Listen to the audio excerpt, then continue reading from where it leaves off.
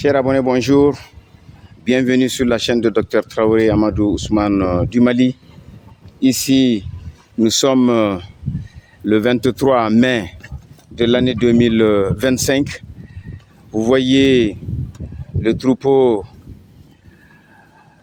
Adesako, donc des génisses qu'on avait installés il y a 2 ans, qui, ma foi, ont mis bas pour la première année. Voici une génisse qui est née la première année et qui est devenue génisse cette fois-ci et qui est en train de manifester les chaleurs. Et quand elle aura 2 ans, elle va certainement mettre bas ici. Donc toute la première génération est rentrée en âge de la procréation. Ensuite, les mères ont donné leur seconde génération de veaux et des veaux que vous voyez en tout cas ici. Ça, c'est la seconde génération. Tout simplement, ce sont les jeunes frères, en tout cas des veaux, qui ont en gros 1 an et 4 mois pour certains et 1 an et 2 mois pour d'autres. À partir de 14 mois, 15 mois, les génisses métisses manifestent les chaleurs et elles sont à leur 2e, 3e, sinon 4e même chaleur. Laissez toujours passer les premières chaleurs, donc ne les faites pas saillir lorsqu'elles ont 12 mois, lorsqu'elles ont en tout cas 11 mois, et attendez qu'elles aient en tout cas 13, 14, sinon 15 mois. Et vérifiez toujours le gabarit. Voici également un géniteur que nous avions qui est né ici, dans notre troupeau. Un second géniteur, pied noir, également qui fait des saillies, qui est né ici, donc dans ce troupeau-là. Et nous avions encore 2 autres géniteurs donc, qui sont là. Donc au jour d'aujourd'hui, notre bande continue son évolution.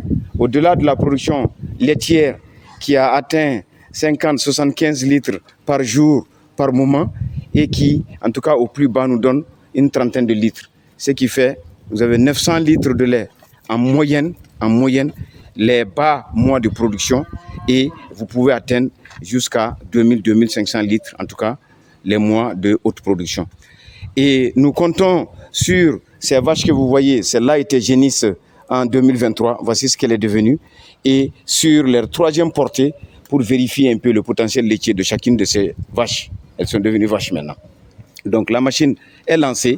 Nous avions acheté 10 génisses gestantes, majoritairement Holstein, ce sont les pieds noirs que vous voyez, et également 10 génisses gestantes, majoritairement Montbéliard, ce sont les pieds rouges.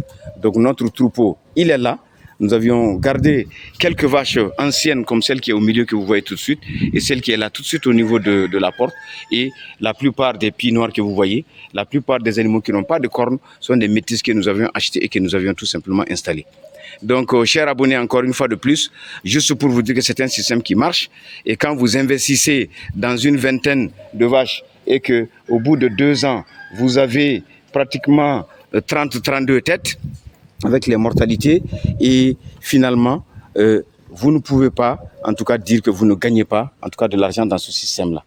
Et je dis à qui veut l'entendre, sur 5 ans, vous allez être tranquille. Vous allez être vous-même vendeur de génisses gestantes à d'autres personnes. Vous avez vu, voici un géniteur qui est né ici. Voici également un autre géniteur qui est né ici. Voici un géniteur au fond qui est également né ici.